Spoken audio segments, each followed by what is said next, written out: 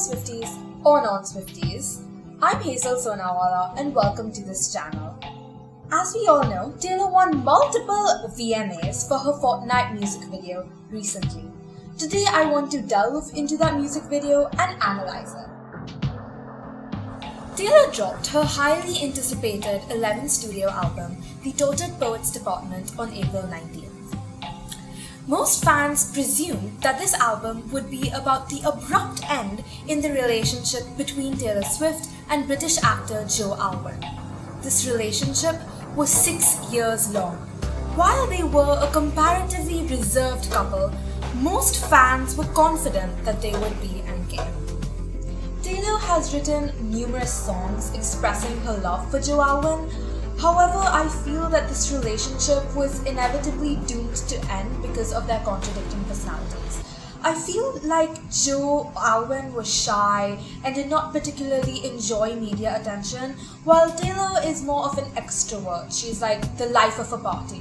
However, these are only my feelings and could probably not be true. I feel like this relationship was extended so much so that it felt like prison instead of paradise.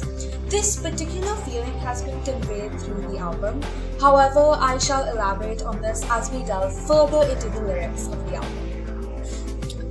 Now, the pair described the split to be amicable, but I'm pretty sure that there is more to the story than what is being told to the mass. There were a lot of Easter eggs that convinced Swifties that the Decoded Poets Department would be about Joe Alwyn. For example, Joe had a group with a few of his friends called the Tortured Man's Group. Additionally, some fans pointed out that Taylor's photo shoot for the TTPD vinyl called Albatross was very similar to Joe's photo shoot for The Last Letter from Your Lover, which is a film that he acted in. This film was released in 2021, precisely 3 years after Joe and Taylor met. While this could just be a coincidence, nothing Taylor does is really just a coincidence. It always has a secret or alternative meaning. I feel like Taylor chose this particular movie as Tortured Poet symbolizes Taylor's last love or heartbreak letter to Joe. However, this album was not only about Joe, but also Matty Healy. His character in this rather long story was quite minor, but the impact he had on Taylor was quite major. This just emphasizes the fact that although she was emotionally drained from the first breakup, the second one just killed her from inside. Another emotion which has been described in a few songs on this record. Anyways, I want to delve into the lyrics of a few songs on this album. While most of my views and perspectives are quite original, some can be influenced by interpretations of other fans. Today, I want to go deeper into the Fortnite music video. According to me, analyzing the music video is very significant as it kind of sets up the mood for the entire album. As Taylor suggested, the video kind of serves as a metaphor for different aspects of this album. The music video is also like a trailer for the story, which is then conveyed in detail through the songs on this record. I shall further elaborate on this throughout this video. Without further ado, let's jump into the Fortnite music video. Let's begin. In the beginning of the music video, we can see Taylor dressed up like Clara Bow. Clara Bow is the name of the 16th song on this record. Now, Clara Bow is a very fascinating and complex character. In real life, she was an American artist who rose to stardom in the 1920s. She went through electroshock treatment, which is a treatment for people who face severe depression. Later on during the Fortnite video, Taylor is seen going through this particular treatment. However, I shall further elaborate on this when we reach that scene in the music video. Let's continue. I also want to elaborate on how Taylor is donning a white dress similar to the one that she wore at the Grammys. However, this can also be a bridal or a wedding dress. Many Swifties suggested that the visual reminded them of the lyrics in So Long London. During this song, she sings the lines, "I died on the altar waiting for proof." This line basically means that she was waiting to become Joe's wife. She was waiting for him to propose to her, but it never happened. Joe was never able to prove his unconditional love, which eventually led to the end of the relationship. In this scene, she's also handcuffed to what appears to be a bed. This probably symbolizes that she felt trapped in the relationship. This particular feeling has been expressed in the song Fresh Out the Slammo, where she sings the lines "handcuffed to the spell I was under." In this song, she is referring to her relationship with Joe to be like a slammo, which means prison.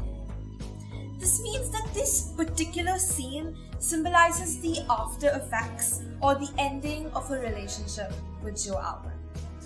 Okay, here we can see that she is taking the forget him pills. Now, I think these forget him pills symbolizes her rebound with Matty Healy. Having a relationship with Matty Healy was her way of forgetting about Joe. However, she mentions how the effects were temporary. This means that while she was happy with Matty for a while, it did not last forever. Eventually, the sadness started creeping in. When they cut her handcuffs, it could probably symbolize how she felt free with Matty Healy. Now here, we see her cleaning off the foundation from her face, revealing tattoos that are usually present on Post Malone's face. In this video, Post Malone plays Taylor's love interest, representing Matty Healy. According to me, by revealing these tattoos, Taylor means she is embracing Matty Healy despite his faults. Here we see Taylor walking into another room, which is presumably where she writes her song. She is donning a Victorian-era mourning dress as she was mourning the end of her relationship with Joe. She's seen writing a song alongside Post Malone, who symbolizes Matty Healy, with the help of a typewriter. Matty Healy has previously mentioned that he collaborated with Taylor for a few songs on Midnights. However, none of them made it on the record. This scene probably symbolizes that moment where Healy and Taylor were writing songs together. In the next scene, Taylor is seen reading a book called Us to Post Malone, who represents Matty Healy. We later come to know that the book was an Easter egg for Taylor's collaboration with Gracie Abrams called Us. Many other fans and I presume that Taylor, blinded by her love, felt that her relationship with Matty was perfect. In her mind, she believed Matty was flawless. Therefore, the background out here represents her mind. This entire scene represents her idealized version of Matty, where she only sees the best in him and refuses to accept his faults. This scene is the visual for But Daddy I Love Him on Spotify, which is a song where society does not accept or approve of Taylor's boyfriend, aka Matty Healy. However, Taylor refuses to admit the fact that Matty indeed has faults. As one fan on Reddit suggested, Post Malone does not have tattoos here, perhaps because Taylor perceived him to be flawless. This is her romanticized version of Matty, where she does not accept his faults. Here Taylor is seen trying to overcome depression through electroshock therapy.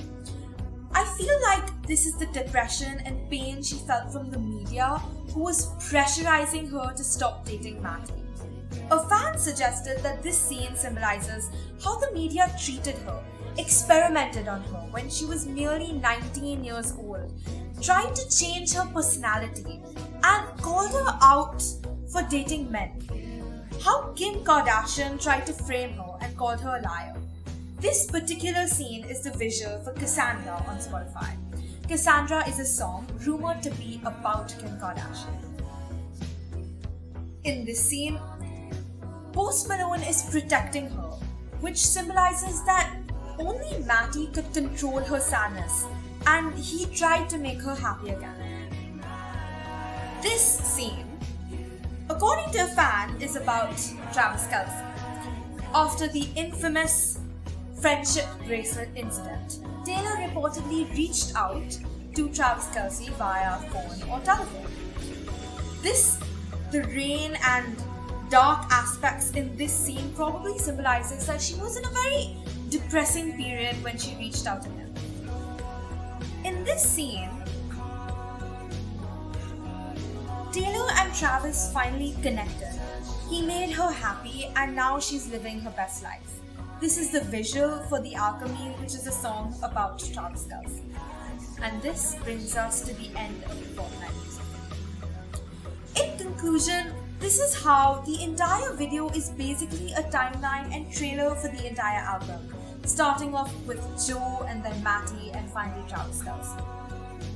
Before I end the video, I want to give a shout out to Intelligent Turnip on Reddit, whose analysis on the Fortnite music video served as inspiration for this particular video. I highly recommend you read that analysis as well. If you like this video, please like and subscribe.